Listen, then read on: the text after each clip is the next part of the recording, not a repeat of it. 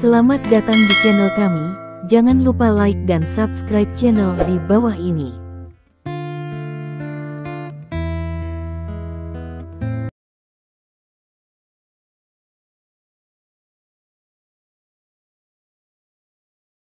Bab 2851. Kevin merasa bahwa situasi saat ini adalah yang terbaik. Aliansi terbentuk, dia menjadi bos, dan dengan bantuan Bruce, dia mendapatkan prestise mutlak. Yang terpenting, dia juga menangkap orang-orang Romawi dan menemukan tahi lalat di aliansinya. Sebelumnya, dia mengalami depresi karena awal perang, dan dia selalu merasa bahwa dia masih sedikit lebih buruk. Sekarang tampaknya awal perang terlalu tepat. Jika awal perang dimulai tidak memulai, lalu bagaimana Bruce bisa muncul di sisinya? Bruce tidak muncul, jadi kepercayaan diri apa yang saya miliki untuk menghadapi pohon kehidupan? Dapat dikatakan bahwa Stephen sendiri setara dengan seluruh pasukan, memberi Kevin kepercayaan diri untuk memenangkan perang ini. Kevin memberi perintah kepada orang-orang di bawah dengan tertib, dan di luar villa, Stephen membawa raksasa yang pingsan itu ke ruang bawah tanah. Setiap villa memiliki ruang bawah tanah, dan villa ini juga sama. Pintu masuk ke ruang bawah tanah ada di sisi kiri pintu. Stephen sudah memilah seluruh villa sebelum dia datang, jadi untuk ruang bawah tanah, ruangan gelap, Del sangat akrab. Tidak ada apa-apa di ruang bawah tanah, hanya ditumpuk dengan beberapa peralatan, dan ada juga beberapa lemari yang sudah usang. Stephen mengikat raksasa ke salah satu pilar, lalu melepaskan cambuk 9 bagian dari pinggangnya. Bagaimana cara meluruskan benda ini? Stephen menundukkan kepalanya dan meraba-raba cambuk 9 bagian, dan segera menemukan tombol yang tidak mencolok. Stephen menekan tombol, dan cambuk 9 bagian tiba-tiba menyusut, dan kemudian berubah menjadi tongkat biliar. Agak panjang. Bagaimana saya bisa mempersingkatnya? Stephen bergumam, dan mulai mencari lagi, tetapi kali ini dia tidak dapat menemukan tombol untuk mempersingkatnya. Dalam keputusasaan, Stephen tidak punya pilihan selain menusukkan ujung tongkat ke perut Giante. Rasa sakit yang luar biasa membuat Giant terbangun secara tiba-tiba. "Ah!" raksasa berteriak. "Bisakah Anda mengajari saya cara mempersingkat benda ini? Terlalu panjang untuk tangan saya," kata Stephen. Setelah Giant berteriak, dia menatap Stephen. Dia tidak lagi memiliki temperamen shock yang mulia sekarang, dan dia tampak seperti binatang yang terperangkap. "Jika kamu masih memiliki sedikit kemuliaan seorang pejuang, biarkan aku pergi dan bertarung denganku," kata raksasa. "Apa yang kamu bicarakan denganku? Kamu telah bermain dengan listrik bertegangan tinggi, dan kamu berbicara tentang kemuliaan para pejuang." Stephen berkata dengan ekspresi bahwa kamu bercanda denganku. Wajah raksasa membeku, dan dia berkata, "Itu hanya senjataku." "Jadi menggunakan senjata adalah kemuliaan seorang pejuang?" tanya Stephen. Bahasa raksasa diblokir. "Aku paling kesal denganmu, penjahat sok. Kamu bukan apa-apa, tapi kamu masih ingin orang lain menjadi segalanya. Berhenti bicara omong kosong. Katakan padaku bagaimana hal ini bekerja, dan aku akan menggunakan dia untuk menyiksamu nanti. Katakan padaku semua yang Anda ketahui, dan saya akan mengirim Anda untuk melihat Tuhan, yang akan menyelamatkan banyak masalah," kata Stephen. "Jika bukan karena kecerobohan sesaatku, apakah kamu pikir kamu bisa menangkapku? Jika kamu tidak tahu cara menggunakannya, jangan gunakan itu. Orang-orang sepertimu tidak bisa menggunakan teknologi tinggi seperti ini." Giante berkata dengan wajah penuh penghinaan. Sejujurnya ia sangat tidak puas, karena ia tidak menyangka lawannya memiliki daya tahan yang luar biasa terhadap arus listrik. Arus listrik puluhan ribu volt itu tidak membuatnya jatuh, bahkan menyetrum dirinya sendiri. Selain beberapa resistensi yang didapat terhadap arus listrik, sebagian besar masih bergantung pada kondisi bawaan. Beberapa orang dilahirkan dengan resistensi yang kuat terhadap arus listrik, sehingga mereka dapat menahan arus listrik tegangan tinggi. Orang Bruce harus menjadi orang yang alami kebal terhadap arus listrik, dan karena kecerobohannya, dia diseret di depannya oleh Bruce, dan dia disetrum bersama Bruce, yang menyebabkan dia ditangkap oleh Bruce. Semua ini tidak ada hubungannya dengan kekuatan, itu semua karena meremehkan musuh. Aku tidak tahu bagaimana cara menggunakannya. Stephen memiliki ekspresi lucu di wajahnya, dan kemudian dia menjulurkan tongkat kayu ke depan. Ujung runcing dari tabung kayu itu menembus langsung ke tubuh raksasa. Raksasa mendengus. Saat ini, dia sudah bangun, dan toleransinya terhadap rasa sakit jauh lebih kuat, jadi dia tidak bangun seperti sebelumnya. Gak percuma, sama sekali gak sakit kok, kata Giante dengan wajah muram. Apakah itu benar-benar tidak menyakitkan sama sekali? Stephen bertanya dengan curiga. Ya, tidak sakit sama sekali, dan aku tidak merasakannya sama sekali, kata Giant. Oke. Stephen menghela nafas, lalu menekan tombol pada tongkat. Saat tombol ditekan, tubuh Giant tiba-tiba membeku, dan kobaran api melonjak ke tubuhnya, disertai dengan semburan suara berderak. Sedetik kemudian, Stephen menekan tombol lagi. Arus terputus, dan tubuh raksasa tiba-tiba ambruk. Aliran air menyembur keluar dari bawah tubuh raksasa. Kejutan ini justru membuat Giant mengompol. Ayo, lanjutkan. Giant berteriak pada Stephen. Tidak, tidak, tidak. Stephen menggelengkan kepalanya, dan berkata, arusnya terlalu kuat, dan kamu bisa mati setelah beberapa pukulan. Itu akan terlalu boros bagiku. Dan itu, bunuh aku, selama kamu tidak membunuhku, cepat atau lambat aku akan menemukan kesempatan untuk membunuhmu, kata raksasa.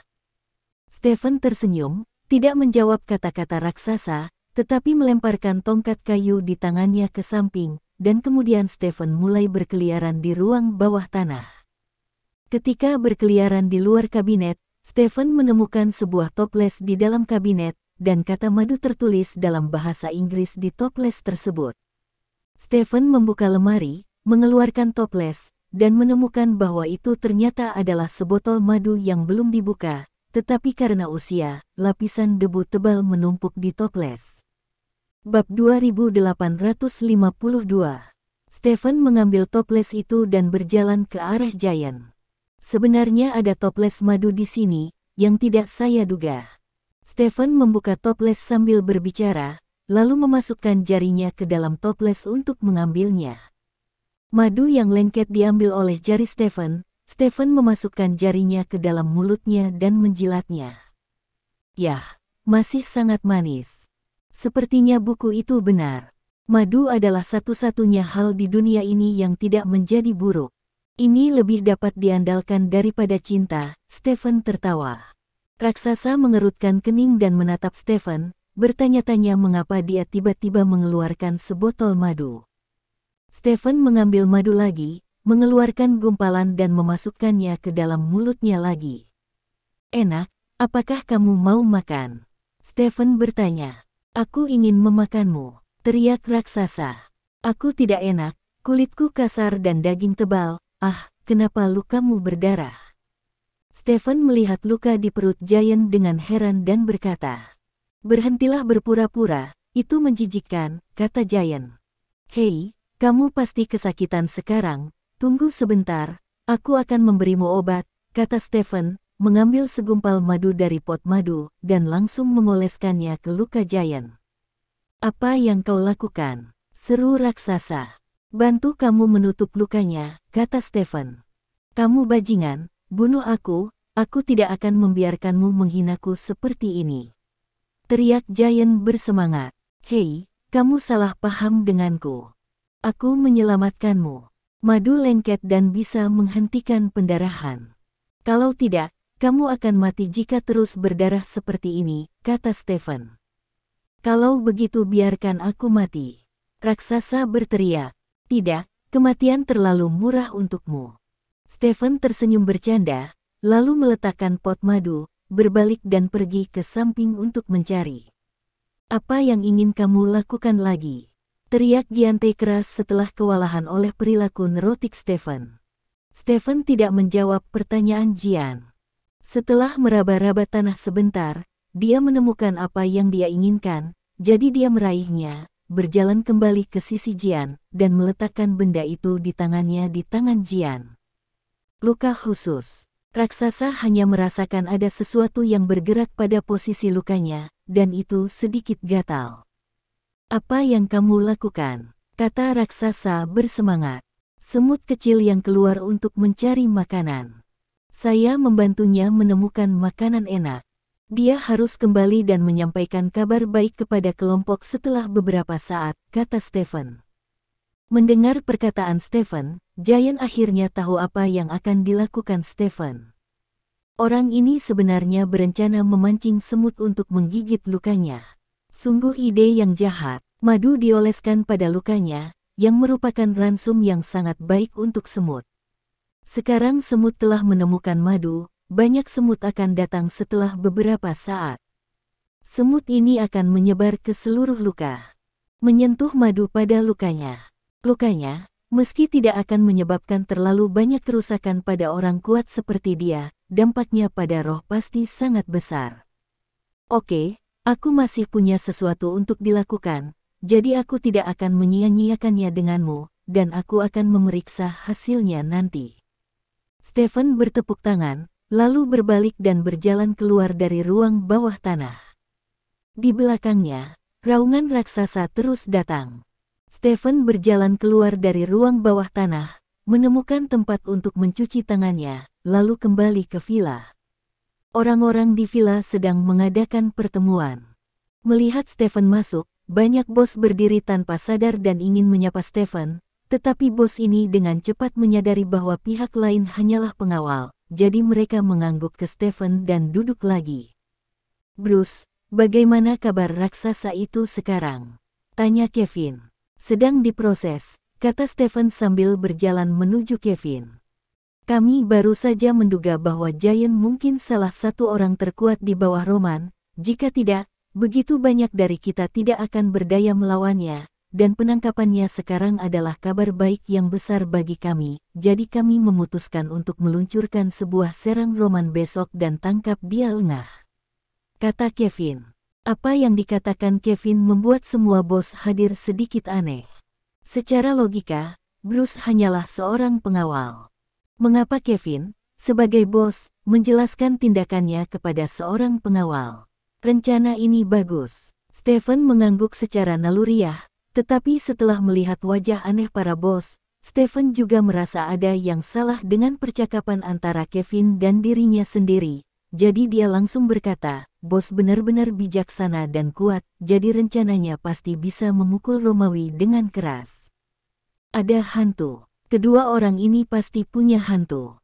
Para bos semuanya adalah elit di dunia, dan dapat dilihat sekaligus bahwa ada masalah antara Stephen dan Kevin, tetapi semua orang juga setuju, saya tidak mengatakan apa-apa, kedua orang ini ada di pihak saya, bukan? Stephen buru-buru berjalan di belakang Kevin dan melanjutkan tugasnya sebagai pengawal. Kevin segera melemparkan dirinya ke pertemuan itu lagi.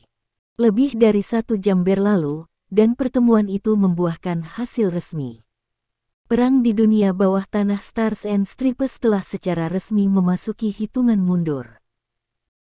Bab 2853. Di akhir pertemuan, para bos berangkat dengan mobil dengan tugas masing-masing. Kevin mengirim semua orang ke mobil. Tuan Bruce, ini kartu nama saya. Jika Anda bersedia datang ke sisi saya akan memberi Anda posisi yang tidak dapat dibandingkan dengan siapapun, alih-alih menjadi pengawal. Kami orang Gipsy paling menghormati yang paling kuat. Saru berjalan di samping Stephen, dia menyerahkan kartu nama Stephen dan berkata. Stephen tidak menerima kartu nama Saru, tetapi berkata, Tuan Saru, saya pikir ini baik-baik saja sekarang. Saru sedikit mengernyit, menyingkirkan kartu nama itu dan berkata, saya tidak tahu metode apa yang digunakan Kevin Baun Yu-raun, tapi pria itu tidak sebanding dengan apa yang kamu bayar. Untuknya, jika kamu mau datang kepadaku, pergi ke Tenggara, temukan tempat di mana ada Gipsy, mereka akan membawamu kepadaku setelah selesai berbicara. Saru mengangkat tangannya dan menepuk dadanya 2 kali, lalu berbalik dan pergi. Bos Saru, pelan-pelan, kata Kevin sambil tersenyum. Saru tidak berbicara, masuk ke mobil dan pergi. Apakah Saru mencoba memenangkanmu? Kevin berjalan ke arah Stephen dan bertanya. Ya. Stephen mengangguk. Lucu sekali, dia benar-benar mengira kamu tertarik dengan hal-hal ini dari Hei Gang kita. Kevin tertawa. Ayo pergi, lihat apakah mulut tuan raksasa kita telah dibuka paksa. Stephen tersenyum. Pergi. Keduanya berjalan menuju ruang bawah tanah bersama. Sebelum memasuki ruang bawah tanah, Kevin mendengar suara menyusup dari ruang bawah tanah. Ah, Suara itu menimbulkan perasaan yang terdistorsi dan sulit. Stephen mendorong pintu ruang bawah tanah dan berjalan masuk. Kevin mengikuti dengan cepat. Setelah berjalan ke ruang bawah tanah, Kevin melihat sekilas Giant yang diikat ke pilar, dan Kevin juga melihat sekilas perut Giant. Yang mengejutkannya adalah banyak sekali bintik hitam yang bergerak di sekitar perut Giant. Kevin mengambil beberapa langkah dan mendatangi raksasa, hanya untuk menemukan bahwa perut raksasa ternyata adalah sekelompok semut.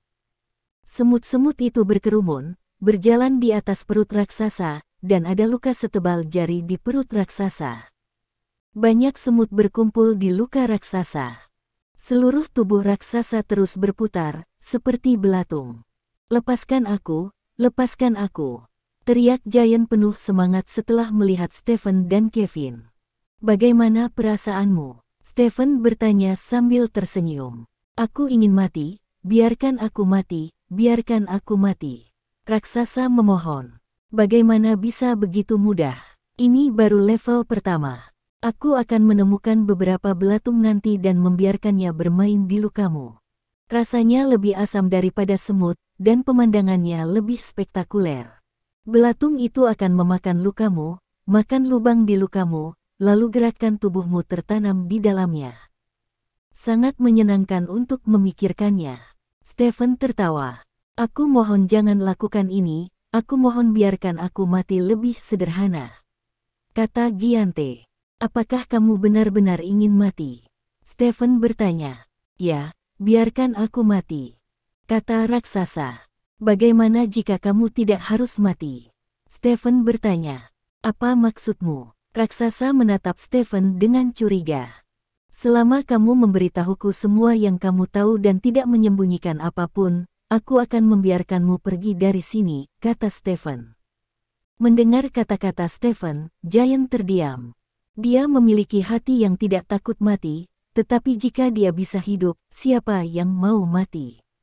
Dan yang paling penting adalah sekarang dia bahkan tidak bisa mati. Hidup 100 kali lebih menyakitkan daripada mati. Semut-semut itu menggerogoti lukanya, rasa gatal yang tak tertahankan hampir membuatnya gila, tubuhnya sudah kejang-kejang. Tidak tahu berapa kali. Saat ini, selama dia menjawab pertanyaan pihak lain, dia tidak hanya tidak akan menderita karena dimakan, tetapi dia juga akan memiliki kesempatan untuk bertahan hidup. Godaan semacam ini telah menghancurkan pertahanan psikologis raksasa yang kokoh. Yang paling ditakuti orang adalah melihat harapan di tengah keputusasaan. Setelah sekian lama, raksasa akhirnya berkata, apa yang ingin kamu ketahui? Mendengar apa yang dikatakan raksasa, Stephen tersenyum dan mengulurkan tangannya untuk menyeka semut dari luka raksasa. Saya ingin tahu banyak. Dengan kekuatan Anda pasti bukan orang biasa, jadi saya akan mengajukan lebih banyak pertanyaan kepada Anda, dan Anda dapat menjawab apa yang Anda ketahui, kata Stephen. Giant merasa semut di lukanya telah dibawa pergi, dan dia menghela nafas lega, seolah dia dilahirkan kembali. Aku akan menjawab pertanyaanmu, kata raksasa. Kata-kata jelek ada di depan. Jika kamu membohongiku dengan kebohongan, rasa sakit yang akan kamu derita akan 100 kali lipat dari yang baru saja kamu derita. Aku akan menggunakan banyak metode penyiksaan, seperti memasang tudung di perutmu, dan meletakkan seekor anjing di tenda tikus, lalu panaskan penutupnya. Tikus itu merasa panas dan ingin melarikan diri, tetapi ada tembok kokoh di sekitarnya. Dia tidak punya tempat untuk lari, jadi dia hanya bisa menggali lubang, dan kemudian dia akan menggali lubang perutmu, dan masuk ke perutmu lagi. Bab 2854. Berhenti bicara, aku akan mengatakan yang sebenarnya. Teriak Giante buru-buru, ketakutan dengan kata-kata Stephen. Ini hanyalah salah satu dari ribuan metode. Karena kamu tidak mendengarkan, lupakan saja, maka aku akan mulai bertanya, kata Stephen, memindahkan kursi dan duduk di hadapan raksasa. Kamu juga duduk, Kevin, kata Stephen kepada Kevin. Tubuh Kevin sedikit gemetar, dia pulih dari adegan tikus menggali lubang di perutnya, dan berkata sambil mencibir, aku tidak akan duduk. Terserah kamu. Stephen berkata, menatap Giant, mengangkat salah satu kakinya dan berkata, kamu perkenalkan dirimu. Aku, namaku Giant, umurku 48 tahun, dan aku Vic of Bintang dan Garis. Orang Sri Lanka, itu adalah bawahan bos Roman, kata Giant. Kapan kamu mengikuti Roman? Stephen bertanya. 3 tahun lalu, ketika Roman membantu saya setuju untuk melakukan sesuatu untuknya. Kemudian, setelah melakukan lebih banyak hal, saya tetap berada di bawah komandonya, kata Giant. Pernahkah kamu mendengar tentang orang ini sebelumnya? Stephen menatap Kevin dan bertanya. Tidak. Kevin menggelengkan kepalanya.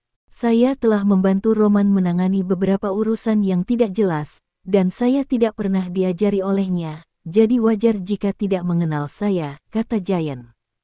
Apa tugasmu kali ini? Stephen tidak terus terlibat dengan identitas Giant, dan mengajukan pertanyaan lain.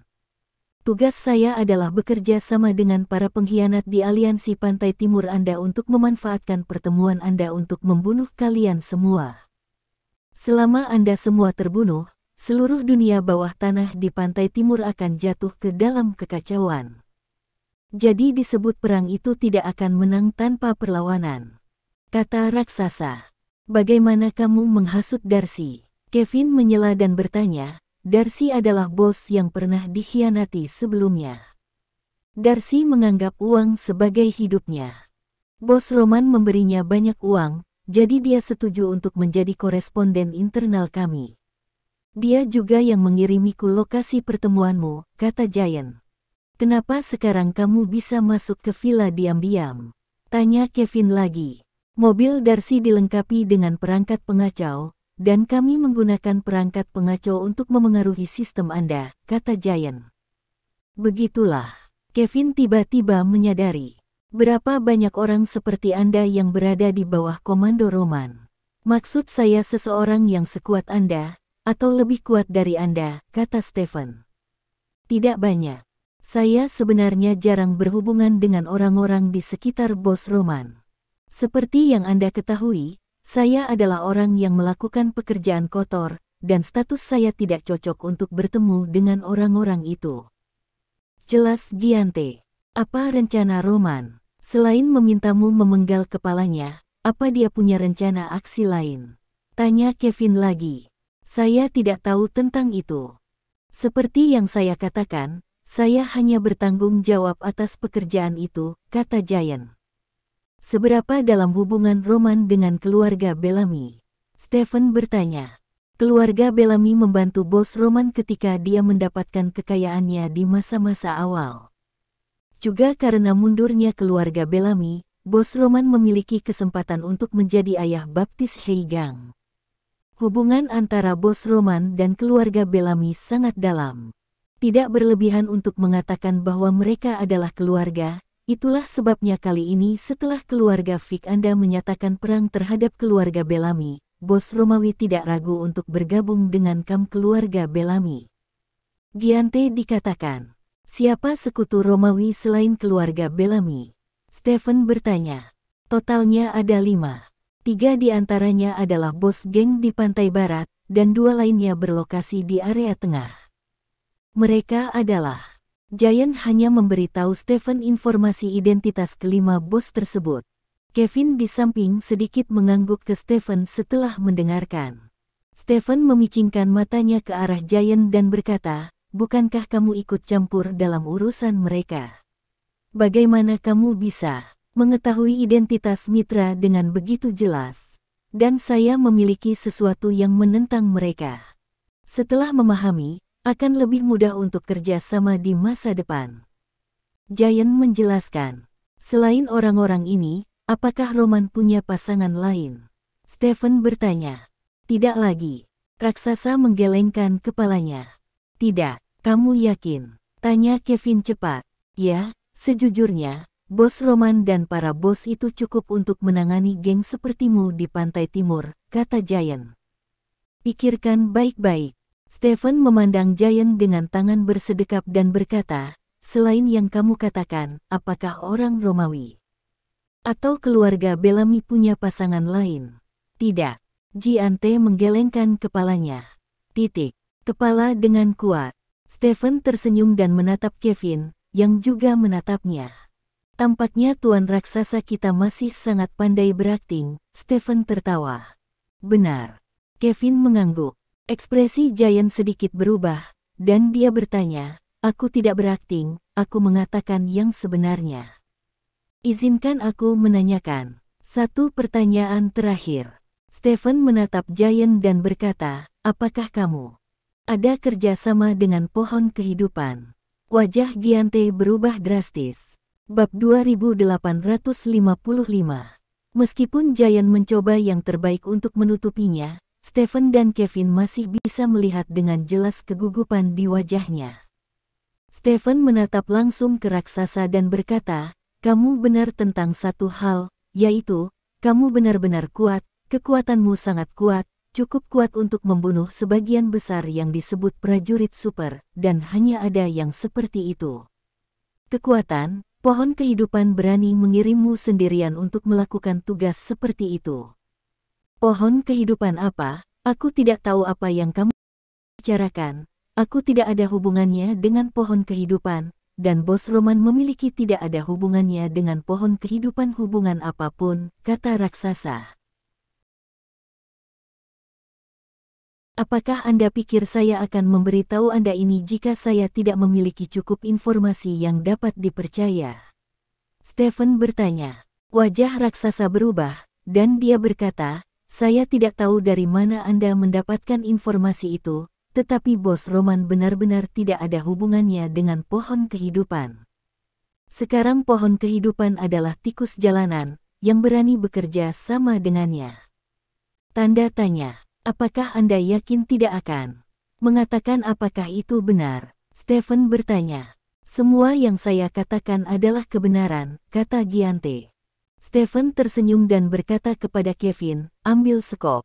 Sekop, apa yang kamu lakukan? Kevin bertanya dengan curiga. Gali lubang, kubur orang itu sampai hanya satu kepalanya yang terbuka, lalu oleskan madu di wajahnya. Berhentilah bicara, teriak raksasa cepat, memikirkan perasaan dimakan semut barusan. Apakah kamu ingin bicara? Stephen bertanya. Aku bisa mengatakannya, tapi kamu harus berjanji selama aku mengatakannya, kamu akan membiarkanku pergi. Kata Giante. Tentu saja. Stephen mengangguk dan berkata, aku bisa bersumpah atas nama bos Kevin. Hah? Kevin memandang Stephen dengan heran. Jika Anda bersumpah, bersumpah saja, apa yang Anda lakukan padaku. Jangan bicara tentang yang tidak berguna itu, aku sudah melihat bahwa dia hanyalah boneka, dan kamu adalah bos sebenarnya di balik layar. Giant menatap Stephen dan berkata, tepatnya, saya bukan boneka, kami adalah mitra. Kevin sedikit tidak mau mendengarkan, jadi dia menjelaskan.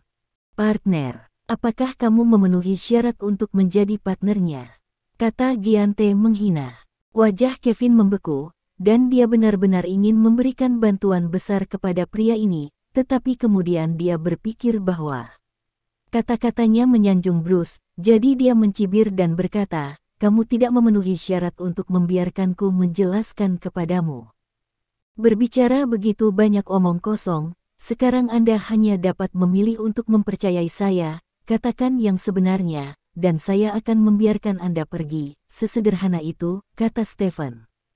Ya, aku yakin kamu pasti orang yang menepati janjimu, kata Giante.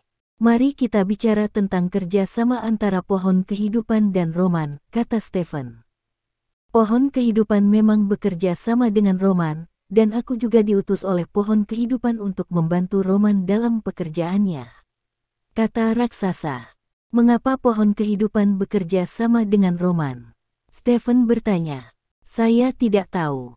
Apa yang saya katakan sebelumnya adalah benar.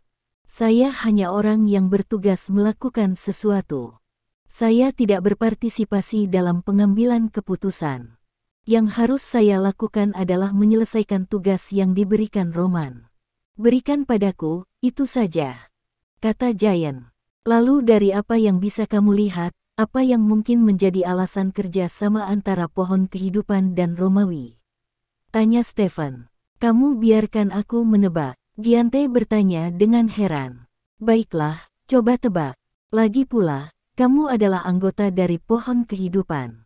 Kamu mungkin tidak berpartisipasi dalam pengambilan keputusan, tetapi kamu harus melihat beberapa jejak, dan jejak ini dapat membantu kamu membuat keputusan. Kata Stephen, aku adalah musuhmu, apakah kamu bersedia mempercayai tebakanku? Tanya raksasa. Apa yang saya katakan kepada Anda adalah untuk menjaga sikap percaya, jika tidak, saya tidak akan bertanya kepada Anda, kata Stephen. Raksasa mengerutkan kening, memandang Stephen dan berkata setelah beberapa detik hening, saya tidak bisa membuat tebakan yang akurat, tetapi menurut saya, tidak ada konflik antara pohon kehidupan kita dan pasukan geng di pantai timur. Tapi eselon atas memutuskan untuk membantu Roman menangani geng-geng di pantai timur. Dapat dilihat bahwa tujuan sebenarnya dari pohon kehidupan kita mungkin tidak ada hubungannya dengan geng-geng besar. Jika saya harus menebak, menurut saya atasan eselon mungkin ingin membantu Roman menyatukan bawah tanah bintang dan garis dunia. Bantu Roman menyatukan dunia bawah tanah. Mengapa Anda ingin melakukan ini? Berapa penghasilan seluruh dunia bawah tanah dalam setahun? Dibandingkan dengan ukuran besar dari pohon kehidupan, itu adalah setetes air dalam ember. Musuh mereka saat ini adalah kekuatan besar, mengapa mereka berpisah? Kerahkan energimu untuk melakukan ini, tanya Stephen. Aku tidak tahu tentang itu. Raksasa menggelengkan kepalanya dan berkata, namun, satu hal yang pasti adalah bahwa masalah ini harus terkait dengan sanksi pohon kehidupan baru-baru ini, karena tindakan yang relevan terjadi setelah sanksi terjadi. Ternyata, bab 2856, apakah itu terkait dengan sanksi? Stephen mengerutkan kening, tenggelam dalam pikiran. Mengapa setelah sanksi? Mungkinkah hal ini dapat mengubah situasi pohon kehidupan yang dikenai sanksi? Atau dapat membantu pohon kehidupan keluar dari kesulitan? Kata Kevin dalam hati ragu. Dilema pohon kehidupan. Stephen mengerutkan kening. Kesulitan pohon kehidupan saat ini sedang disetujui dan ditelan oleh negara-negara besar. Jika dia ingin menyingkirkan kesulitan ini, apa yang harus dia lakukan? Itu hanya dunia bawah tanah, bisakah itu membantunya keluar dari kesulitan? Tidak ada harapan untuk pohon kehidupan. Dia telah mundur dari pasar. Bahkan jika dia pergi ke bawah tanah, menguasai dunia bawah tanah Stars and Stripes tidak akan mengubah situasi. Paling-paling, beberapa gangster akan turun ke jalan untuk membuat kerusuhan dan membahayakan itu. Itu hanya hukum dan ketertiban, kata Kevin. Mendengar kata-kata Kevin, mata Stephen tiba-tiba berbinar. Kevin, katakan lagi, kata Stephen. Katakan lagi, apa? Tanya Kevin curiga. Kamu baru saja berkata, bagaimana dengan pohon kehidupan? Stephen bertanya. Paling-paling membiarkan para preman melakukan kerusuhan untuk membahayakan ketertiban umum. Ada apa? Tanya Kevin. Saya mengerti, saya ingin mengerti. Pohon kehidupan adalah langkah yang bagus, dan itu luar biasa. Jika kita tidak memperhatikan tindakan mereka, tunggu 1,5 tahun, dan pohon kehidupan pasti akan kembali. Lalu tidak ada yang bisa menghentikan mereka lagi. Stephen berkata dengan semangat. Apa yang ingin kamu mengerti? Kevin bertanya dengan curiga. Apakah pohon kehidupan ditarik dari pasar? Stephen bertanya. Ya, Kevin mengangguk. Pohon kehidupan tidak akan lagi memproduksi dan menjual jus apapun. Jus yang ada di dunia mungkin hanya cukup untuk dijual selama 1,5 minggu. Begitu jus habis, apa yang akan terjadi pada orang yang membutuhkan jus? Stephen bertanya. Mereka pasti tidak puas, kata Kevin. Ya benar. Jika negara gagal menghasilkan jus baru, orang yang ingin membeli jus tidak akan bisa membeli jus. Mereka akan tidak puas dan marah. Ketidakpuasan semacam ini akan menumpuk sedikit demi sedikit. Ketika ketidakpuasan menumpuk sampai batas tertentu, hanya satu api yang cukup untuk menyalakan ketidakpuasan sepenuhnya. Anda harus tahu bahwa miliaran orang di dunia telah menggunakan jus buah. Selama kemarahan 1/10.000 dari mereka dinyalakan, seluruh negeri dan seluruh dunia akan tersulut. Jatuh ke dalam kekacauan, dan dunia bawah tanah Stars and Stripes adalah api. Setelah pohon kehidupan menguasai seluruh dunia bawah tanah, mereka dapat memobilisasi ribuan gangster untuk turun ke jalan, atau berbaris dan berdemonstrasi, dengan tujuan menghancurkan setelah menjarah dan membakar. Banyak orang akan mengikuti dan menimbulkan masalah, dan satu percikan api akan menyalakan api. Padang rumput dalam sekejap. Pada pemerintah berbagai negara akan dihancurkan oleh hal-hal ini, dan dukungan dari otoritas yang berkuasa juga akan turun secara signifikan. Memecahkan masalah ini hanya ada satu cara. Stephen berkata dengan penuh semangat. Pohon kehidupan sudah kembali. Kevin bertanya ragu-ragu. Betul. Pada saat itu, untuk stabilitas negara dan untuk suara di tangan pemilih, semua negara harus memulihkan pasokan jus buah, dan jika Anda ingin memulihkan pasokan jus, Anda hanya dapat mengembalikan pohon kehidupan pada saat itu. Tuhan hubungan pasif akan sepenuhnya dibalik, dan pohon kehidupan akan berubah dari ditolak dan disetujui menjadi dibutuhkan dan didoakan. Pohon kehidupan tidak hanya akan dapat sepenuhnya berbalik dari skandal sebelumnya, tetapi juga akan dapat melampaui semua negara dengan lebih menyeluruh. Pada saat itu, tidak ada negara yang berani mengatakan tidak pada pohon kehidupan, dan pohon kehidupan akan menguasai dunia. Stephen mengepalkan tinjunya dan berkata, tetapi jika mereka ingin menghasut orang, bukankah cukup hanya mengatur beberapa orang untuk menghasut? Mengapa mereka harus membiarkan orang dari dunia bawah tanah datang? Kevin bertanya dengan curiga. Pertama, dunia bawah tanah memiliki jangkauan radiasi yang luas dan banyak orang. Selama pohon kehidupan membantu Romawi menguasai dunia bawah tanah bintang dan garis, maka, dengan tatanan pada saat itu, seluruh bintang dan garis akan mekar di mana-mana. Kedua, temukan. Boneka itu jauh lebih rahasia daripada nasibnya sendiri. Ketiga, poin terpenting adalah bahwa dunia bawah tanah saling silang satu sama lain, dan mereka semua memiliki kontak bisnis. Dengan bintang dan garis sebagai pemimpin, permukaan yang memancar bahkan dapat menyebar ke seluruh dunia. Berbicara tentang ini, mata Stephen tiba-tiba berbinar, dan dia berkata kepada Kevin, Anda dapat mengatur agar seseorang segera menyelidiki untuk melihat apakah ada perubahan baru-baru ini di dunia bawah tanah di seluruh dunia.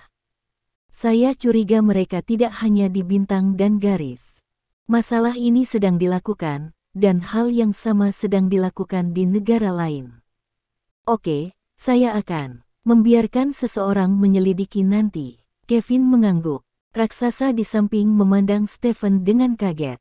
Dia tidak berharap Stephen menyimpulkan begitu banyak hal berdasarkan beberapa kata-katanya.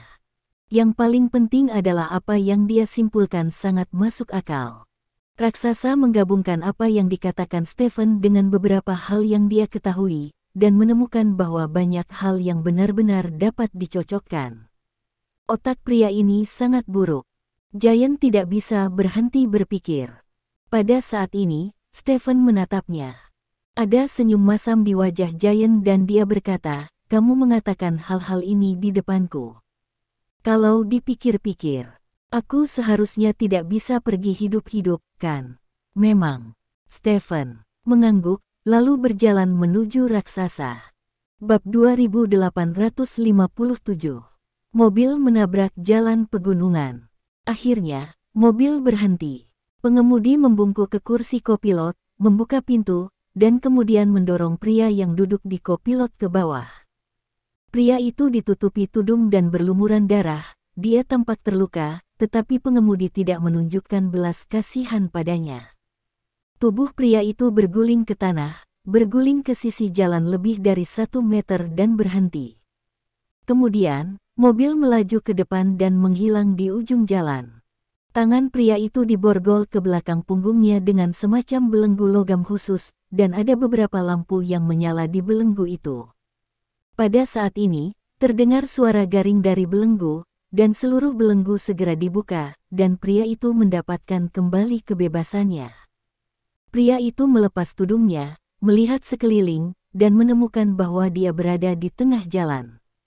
Ada pepohonan di kedua sisi jalan, dan tidak ada orang di jalan. Pria itu berdiri dari tanah, dia mengerutkan kening, mengingat apa yang baru saja terjadi. Saya tidak tahu berapa lama, pria itu berjalan ke arahnya, dia pernah berpikir dia akan mati, tetapi dia tidak menyangka pria itu langsung membuatnya pingsan. Ketika dia bangun, dia sudah duduk di dalam mobil. Bruce. Pria itu menggumamkan nama orang itu, orang yang menjatuhkannya adalah Bruce, dan dia sendiri bernama Giant. Dia benar-benar melepaskanku, bagaimana ini mungkin? Aku mendengar begitu banyak hal tentang dia, bagaimana dia bisa melepaskanku? Giante melihat sekeliling dengan curiga. Hanya ada gunung dan hutan di sekitarnya, dan anginnya agak sejuk, tapi tidak ada orang lain. Apakah dia akan mengikutiku secara diam-diam setelah melepaskanku? Atau apakah dia memasang perangkat pemosisian padaku? Raksasa memiliki beberapa tebakan di dalam hatinya, dan kemudian dia mulai meraba-raba. Tidak ada apapun di tubuhnya yang menonjol, juga tidak ada bekas luka baru. Dapat dilihat bahwa seharusnya tidak ada alat pemosisian di tubuhnya. Karena tidak ada alat pemosisian, dia mengikutiku, kata raksasa, mencibir, lalu bergegas menuju suatu tempat. Tubuhnya bergerak maju dengan cepat, meskipun ada luka di perutnya, itu tidak terlalu mempengaruhi kecepatannya. Raksasa berlari ke depan sejauh ratusan meter, lalu tiba-tiba berbalik dan berlari ke arah belakang, lalu bergegas ke kiri setelah berlari beberapa ratus meter. Tubuhnya terus bergerak tidak teratur di area yang luas. Saat dia bergerak, dia selalu mengamati tempat yang gelap. Selama seseorang mengikutinya, dalam jarak 1 atau 200 meter, dengan metode gerakannya, dia pasti dapat menemukannya. Ini berlangsung sekitar setengah jam, keringat menetes dari kepala Giant, dan banyak darah mengalir dari luka di perutnya. Tidak ada. Raksasa melihat sekeliling dengan curiga. Dia telah berolahraga seperti ini selama setengah jam, tetapi dia tidak melihat satu sosok pun. Dia sangat percaya bahwa jika seseorang benar-benar mengikutinya, tidak mungkin dia tidak mengekspos sosoknya selama setengah jam latihan, dan tidak mungkin dia tidak menyadarinya. Jadi satu-satunya kemungkinan adalah tidak ada yang mengikutinya. Memikirkan hal ini, Giant akhirnya menghela nafas lega, untuk sementara percaya bahwa Bruce benar-benar menepati janjinya dan membiarkannya pergi. Namun, dia tidak sepenuhnya lega. Lagi pula, terlalu aneh jika pihak lain melepaskannya. Jika hanya dijelaskan dengan menepati janji, itu akan sedikit tidak masuk akal. Setelah beristirahat sejenak di tempat, raksasa berlari ke depan sepanjang jalan. Pada saat yang sama, jaraknya sekitar 1 kilometer dari Giant. Stephen sedang duduk bersila di atas pohon dengan sepotong doktel di mulutnya. Ini benar-benar cukup waspada, tapi tidak peduli seberapa licik mangsanya, ia tidak dapat bersembunyi dari pemburu yang baik. Stephen tersenyum bercanda, lalu bangkit dan berjalan menuju arah yang dituju raksasa. Pada saat ini, persepsinya terbuka penuh, dengan lebih dari 70% energi, dan jangkauan persepsi telah meluas ke tingkat yang sangat menakutkan. Jadi meskipun jaraknya 1 kilometer dari lawan, Stephen masih bisa sepenuhnya memantau raksasa. Yang harus dia lakukan sekarang adalah mengikuti Giante keluar dari sini. Giant telah belajar banyak darinya, dan sekarang dia meninggalkannya hidup-hidup. Dia pasti akan melaporkan informasi tersebut ke Tree of Life. Selama dia mengikuti Giant dengan cermat, dia mungkin bisa mengetahui siapa yang ada di belakang Giant. Pertunjukan yang bagus untuk mengikuti tanaman merambat, seperti ini. Adapun Kevin, Stephen hanya bisa memilih untuk melepaskannya. Sekarang Kevin telah menjadi pemimpin aliansi, tidak perlu mengadakan pertemuan apapun. Selanjutnya, dia hanya perlu memerintahkan bawahannya dari jarak jauh untuk menyerang Roman. Bahayanya secara alami itu sangat kecil, dan pukulan dari pohon kehidupan tidak berhasil. Jadi dia mungkin tidak akan terburu-buru melakukan tembakan kedua dalam waktu singkat. Dalam hal ini, keselamatan Kevin tidak perlu dikhawatirkan. Saat ini, beberapa jam berlalu dalam sekejap mata. Bab 2858. Raksasa datang ke sebuah kota dan membeli tiket pesawat ke pantai barat dengan sangat cerdas. Dia percaya bahwa jika Bruce benar-benar mengikutinya, selama dia naik ke pesawat, keberadaannya pasti akan terungkap di ruang sekecil itu di pesawat. Pesawat lepas landas dari bandara saat fajar dan terbang ke barat Stars and Stripes. Giant membeli tiket kelas 1 dan duduk di barisan depan pesawat. Dia naik pesawat sangat awal dan melihat semua orang naik di belakangnya. Pada akhirnya, dia tidak melihat Bruce, yang membuat Giant benar-benar lega. Sedangkan di atas pesawat, Stephen duduk bersila di bagian atas pesawat dan mengikuti angin. Ketinggian 10.000 meter agak dingin, dan oksigennya juga sangat tipis, tapi ini bukan masalah bagi Stephen yang memiliki kerangka dewa. Ini benar-benar pintar, tapi aku bahkan tidak menelepon, Stephen bergumam diam-diam. Menurutnya, akan sangat sempurna jika raksasa memanggil pohon kehidupan setelah kembali ke kota, sehingga dia bisa lacak sinyal telepon, agar mudah menemukan lokasi rumah Giant. Namun Giant tidak melakukan satu pun panggilan, sepertinya ia berniat langsung ke rumahnya setelah mendarat. Alasan mengapa Stephen memiliki ide seperti itu adalah karena kota yang diterbangkan oleh pesawat Giant bukanlah kota Huadeng, melainkan kota Sanmao, yang jaraknya hampir 1.000 km dari kota Huadeng. Jika Giant terbang ke Walden City, dia mungkin juga akan mencari keluarga Bellamy, karena Winster Town berada di sebelah Walden City. Jika Giant pergi ke Wild Dog City, dia akan menemukan Roman, karena sarang Roman ada di Wild Dog City. Dan sekarang dia terbang ke kota di mana tidak ada keluarga Bellamy maupun Roman, satu-satunya kemungkinan adalah menemukan atasannya, dan kemudian melaporkan informasi yang dia peroleh kepada atasannya. Berdasarkan penilaian ini, Stephen pasti menjadi sedikit bersemangat.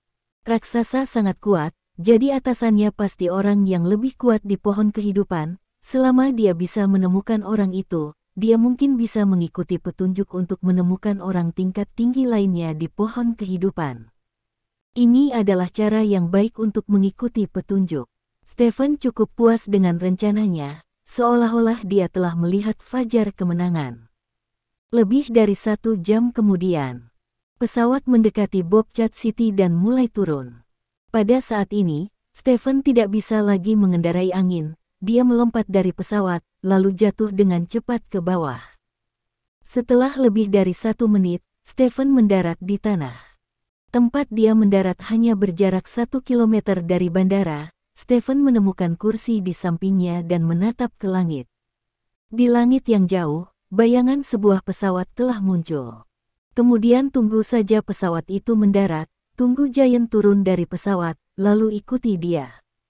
Tepat setelah Stephen membuat rencana untuk tindakan selanjutnya, tiba-tiba, kepulan asap tebal muncul di belakang pesawat di langit. Diiringi dengan munculnya asap tebal, semburan api muncul dari asap tebal, dan kemudian, boom! Ledakan bernada rendah datang dari kedua sisi sayap, dan sayap kiri dan kanan seluruh pesawat langsung hancur. Apa? Stephen berdiri dengan ngeri. Di langit, pesawat yang meledak benar-benar kehilangan kemampuannya untuk meluncur, hidung pesawat menghadap ke bawah dan jatuh dengan cepat. Apa-apaan pesawat itu jatuh? Stephen tidak menyangka bahwa pesawat yang membawa Giant ke Bobcat City akan mengalami situasi seperti itu ketika turun. Ini hanya lebih rendah dari kemungkinan memenangkan lotre. Tanda seru. Pesawat turun dengan cepat menyeret asap hitam pekat, berubah dari seukuran sebutir beras menjadi seukuran telapak tangan dalam sekejap. Stephen ingat dengan jelas bahwa masih ada ratusan orang di pesawat, karena dia telah mendeteksi orang-orang di pesawat ketika dia duduk di atas pesawat, dan pesawat itu hampir penuh. Saat ini, ratusan nyawa berada di dalam pesawat, begitu pesawat jatuh, sama sekali tidak ada kemungkinan orang di dalamnya selamat. Bahkan untuk Giant di pesawat, begitu pesawat jatuh ke tanah dan meledak, kekuatan ledakannya cukup untuk menghancurkannya berkeping-keping. Stephen tidak punya waktu untuk memikirkannya, menekuk kakinya, tiba-tiba menendang, seluruh tubuhnya melayang ke langit, dan kemudian keterampilan terbang Senkui diaktifkan. Memanggil, Stephen berubah menjadi bayangan hitam dan dengan cepat terbang menuju pesawat. Sementara itu, di bandara. Bandara telah memperhatikan pesawat yang meledak tiba-tiba. Sirene yang tajam sudah terdengar. Staf di landasan pacu dengan panik menghindari gedung terminal, dan semua orang di gedung terminal berlari ke jendela untuk melihat keluar. Ketika mereka melihat sebuah pesawat jatuh dengan asap tebal, semua orang panik. Terdengar teriakan. Pesawat semakin dekat, dan jarak dari tanah berubah dari ribuan meter menjadi ratusan meter dalam sekejap mata. Pesawat itu terlihat jelas oleh semua orang. Melihat pesawat hendak jatuh ke tanah, tiba-tiba sesosok terbang dari kejauhan. Sosok itu sangat kecil, seperti kacang hitam. Dia bangkit dengan cepat, langsung menuju pesawat yang jatuh di atasnya. Banyak orang memperhatikan sosok yang mirip kacang hitam ini. Apa itu? Seseorang menunjuk sosok itu dan berteriak. Jadi lebih banyak orang memperhatikan angka ini. Orang-orang menatap dengan mata terbelalak, menatap pria itu dengan tak percaya. Di dunia ini, apakah ada orang yang bisa terbang? Tepat ketika semua orang kagum bahwa seseorang bisa terbang, sosok itu menabrak kepala pesawat. Tepatnya, sosok itu ada di atas pesawat. Kecepatan jatuh pesawat tiba-tiba menurun. Bab 2859. Stephen suka menonton film superhero, dan Superman harus menjadi favoritnya di antara mereka. Apa yang Stephen tidak pernah bayangkan dalam mimpinya adalah bahwa suatu hari dia akan menemukan adegan di film Superman. Pesawat akan jatuh, dan sebagai orang yang bisa terbang, dia bertanggung jawab menyelamatkan pesawat seperti halnya Superman. Stephen meletakkan tangannya di depan hidung pesawat, berusaha menghentikan pesawat. Kecepatan pesawat memang melambat, tapi hanya sedikit. Bobot pesawat itu sendiri yang sangat besar, ditambah dengan bobot orang dan kargo di dalam pesawat, di bawah pengaruh percepatan gravitasi, penghalang Stephen tampak begitu tidak signifikan. Kecepatan pesawat sedikit melambat, dan tidak ada tanda-tanda berhenti sama sekali. Tingkatkan daya output, teriak Stephen kepada si idiot di benaknya. Ini sudah dalam keadaan kritis. Begitu daya keluaran terus meningkat, itu akan menghabiskan energi di kerangka ilahi, kata si idiot. Mendengar kata-kata si idiot, ekspresi Stephen berubah. Energi dalam Divine Limit tidak akan dikonsumsi oleh penggunaan sehari-hari, dan akan sulit untuk dikonsumsi bahkan ketika melalui beberapa pertempuran yang tragis. Dia tidak menyangka bahwa mencegah jatuhnya pesawat akan menghabiskan energinya sendiri. Sebelum dia sempat memikirkannya, Stephen segera berkata, "Kalau begitu konsumsilah." "Oke." Kekuatan terbangnya meningkat, kata si idiot. Saat kekuatan terbang meningkat, Stephen tiba-tiba merasakan kekuatan di lengannya melonjak. Ini karena hasil penerbangan ke atas. Semakin tinggi kekuatan Senlai, semakin besar tekanan ke atas. Lengan Stephen berada di bawah tekanan yang tak terhitung, dan seluruh lengan membungkuk tak terkendali. Ledakan. Wajah Stephen menempel di hidung pesawat. Saat ini tangannya tidak dapat menopang pesawat, jadi dia hanya bisa menggunakan wajahnya untuk menopangnya. Di bawah output daya tinggi dari Senlai, kecepatan pesawat menurun dengan cepat. Namun, kecepatan turunnya pesawat masih tergolong cepat. Saat ini, jarak pesawat hanya sekitar 200 meter dari permukaan tanah. Dengan jarak 200 meter, menabrak tanah dengan kecepatan seperti itu, hasil akhirnya hanya berupa kecelakaan pesawat dan kematian. Terus tingkatkan kekuatannya, teriak Stephen. Jika daya ditingkatkan lebih lanjut, tingkat konsumsi energi akan meningkat beberapa kali lipat, kata si idiot.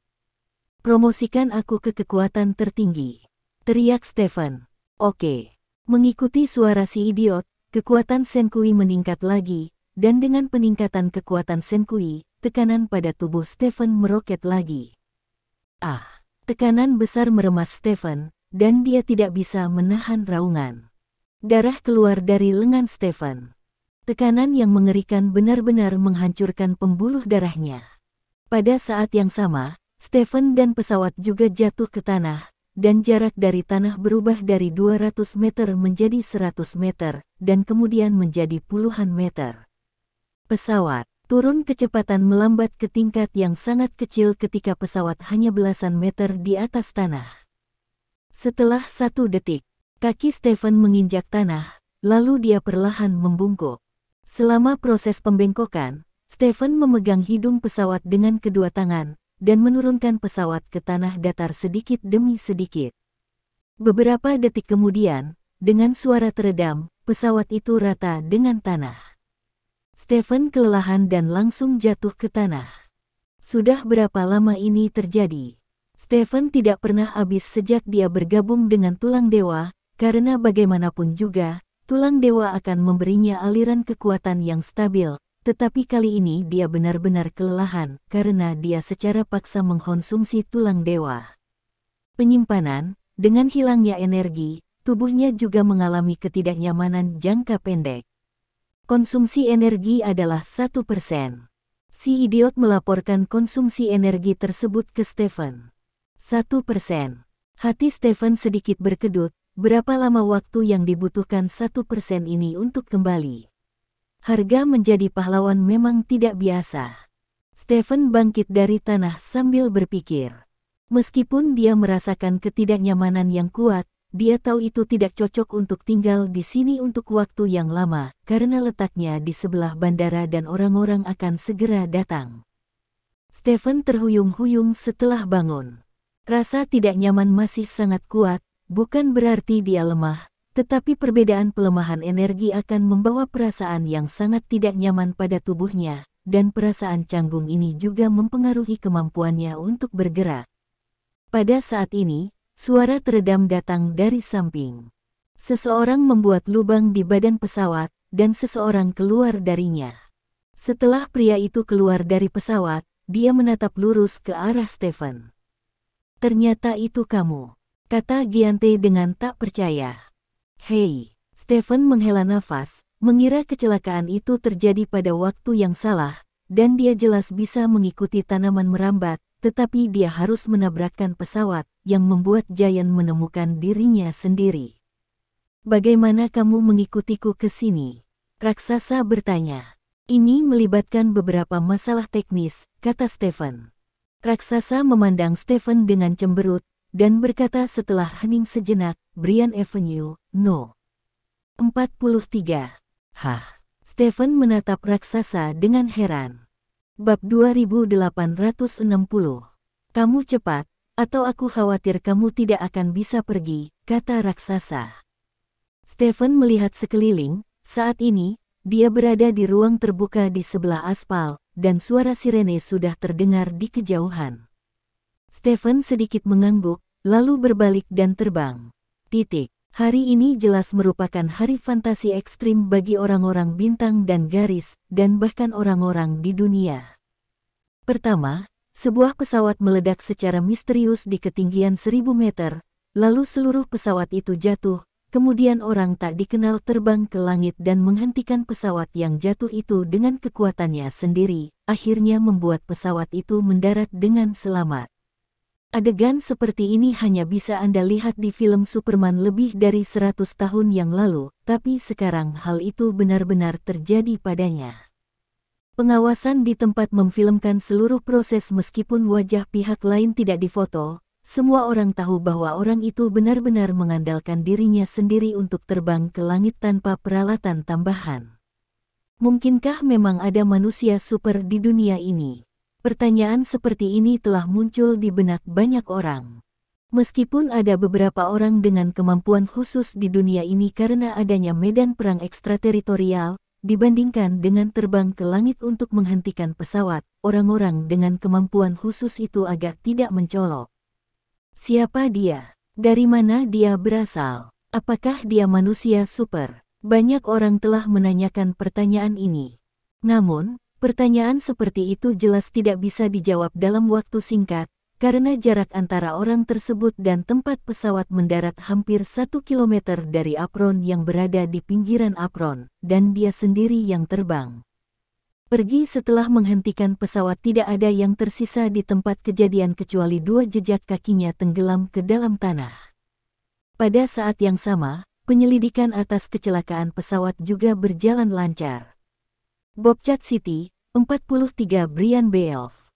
Stephen sedang berdiri di depan pintu bengkel jam tangan. Toko ini adalah 43 Bryan Avenue. Stephen tidak tahu mengapa Giant memintanya untuk datang ke sini, tetapi dia memiliki firasat samar bahwa datang ke sini sendirian akan membawa keuntungan yang tidak terduga. Stephen membuka pintu dan berjalan ke toko, lonceng angin di pintu berbunyi. Toko itu kecil dan ramai di dalamnya, memajang semua jenis jam dan arloji. Di tumpukan jam, Stephen melihat seorang lelaki tua. Pria tua itu sudah sangat tua, mungkin berusia 80-an atau 90-an, rambutnya beruban dan hampir rontok. Dia mengenakan celemek, membungkuk di atas meja dan sedang memperbaiki jam tangan, memegang kaca pembesar. Pria tua itu sepertinya memiliki masalah dengan telinganya, dan dia tidak melihat ke atas saat ada gerakan di pintu. Stephen berjalan lurus di depan lawan. Baru pada saat itulah lelaki tua itu memperhatikan sesuatu, dan menatap Stephen. "Hai Pak, ada yang bisa saya bantu?" tanya lelaki tua itu. "Saya di sini untuk menunggu seseorang," kata Stephen. "Menunggu orang seperti saya? Siapa yang kamu tunggu?" tanya lelaki tua itu dengan curiga. "Tunggu aku." Sebuah suara datang dari kompartemen di belakang lelaki tua itu. Setelah itu, raksasa keluar dari bilik dan muncul di depan Stephen. "Raksasa, kapan kamu kembali?" lelaki tua itu bertanya dengan heran. "Aku baru saja kembali. Aku menyapamu Paman Mark, tapi kamu lupa lagi," kata Giante tak berdaya. "Benarkah? Kenapa aku tidak ingat sama sekali?" Pria tua itu menunjukkan ekspresi bingung. "Paman Mark, terus perbaiki jam tanganmu, Bruce, ikut aku." Raksasa memberi isyarat kepada Stephen. Stephen mengangguk, dan mengikuti raksasa ke dalam kompartemen. Di belakang bilik terdapat ruangan berukuran sekitar 20 meter persegi, terdapat tempat tidur dan TV di dalam ruangan. Saat ini, berita sedang diputar di TV, dan itu adalah berita kecelakaan pesawat tadi. "Tempat apa ini?" Stephen bertanya dengan rasa ingin tahu. "Ini bengkel jam milik pamanku, dan dia juga satu-satunya kerabatku yang masih hidup," kata raksasa. "Oh." Stephen mengangguk, menarik kursi dan duduk, menatap Giant dan bertanya, "Apa yang kamu ingin aku lakukan?" "Nonton TV sebentar," kata Giant. "Menonton TV?" Stephen menatap TV dengan curiga. Di TV, pembawa acara berkata kepada kamera, "Menurut penyelidikan awal polisi, kali ini kecelakaan pesawat disebabkan oleh manusia. Polisi mendeteksi komposisi bubuk mesiu di sayap pesawat yang jatuh. Polisi saat ini sedang melakukan penyelidikan. Sebaiknya selidiki masalah ini. Jika Anda warga negara memiliki petunjuk, harap hubungi polisi secepatnya." Selain itu, Kami juga berharap pahlawan yang menyelamatkan penerbangan ini dapat berdiri dan menerima kami semua. Terima kasih, jika bukan untukmu, akan ada 189 orang kehilangan nyawanya, dan ratusan keluarga hancur karenanya. Oh, kamu adalah pahlawan kita semua, tolong berdiri.